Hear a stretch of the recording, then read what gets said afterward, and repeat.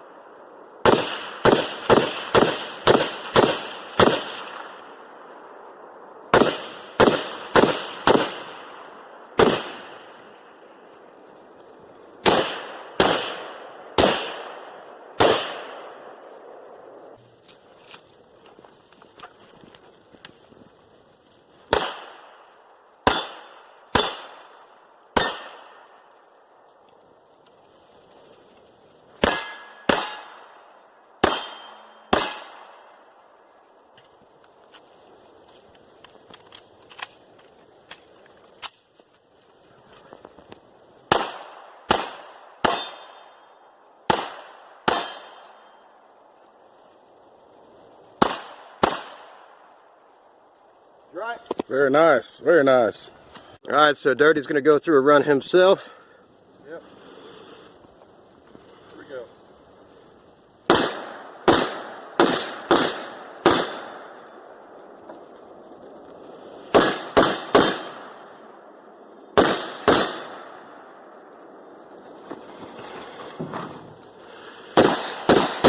If you'll notice, he uses the micro terrain to stabilize his firing.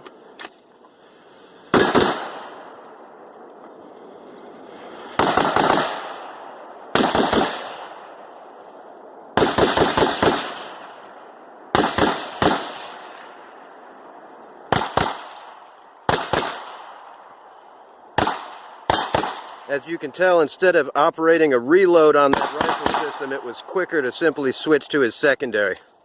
At that close range, inside 25 yards, it's significantly more practical to transition to your secondary weapon system than it is to try to reload with that rifle. Oh! Here's my little 12.5 inch pistol.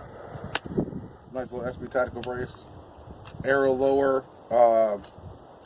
Don't remember the upper.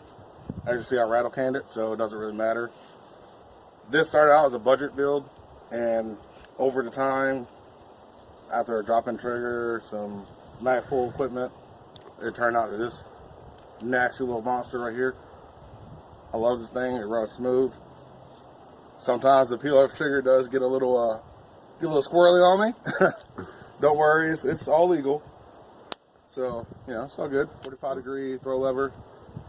Yeah, man, honestly, this is my go-to outside fun gun. Then I got my Scorpion here. We'll paint it up. This is my house.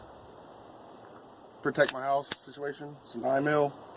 Don't really worry about over penetration. Holosun optic. Works great. This is my Brand 2, CZ Brand 2. This is my throw in the back seat of the truck. Folds up real nice. Nice little backpack situation. Like I said earlier, this is my get me home to my kids, my wife. And this right here is to protect my kids and wife at home. So, yeah. They both fold up real nice and tiny. I can do a lot of maneuvering with them. It's all fun. And I noticed, and I'm sure my viewers are wondering too, why did you opt for the folding stocks on both of those weapons platforms? Honestly, because it makes them smaller. Yeah, I'm a big dude, but I like small guns because, one, I can control these. I mean, I can control a big gun too, but this right here is just, it helps me get nice and small. And nice and small. Like I can go around corners of my house or my truck real easy. It helps out. I recommend finding guns with folding stocks because of that reason. You never know when you need to pie a corner or get tiny, basically.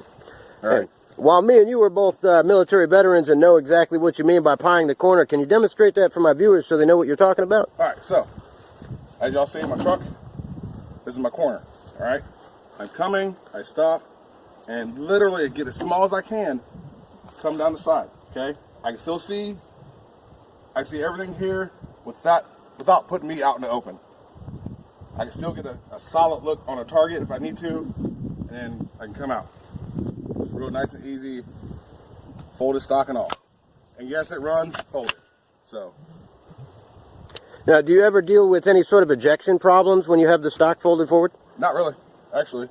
They run flawlessly. I've ran, since I have both these guns, I've put in at least 5,000 9mm, about 2,000 5.56 through both these, folded, not folded, throwing them around.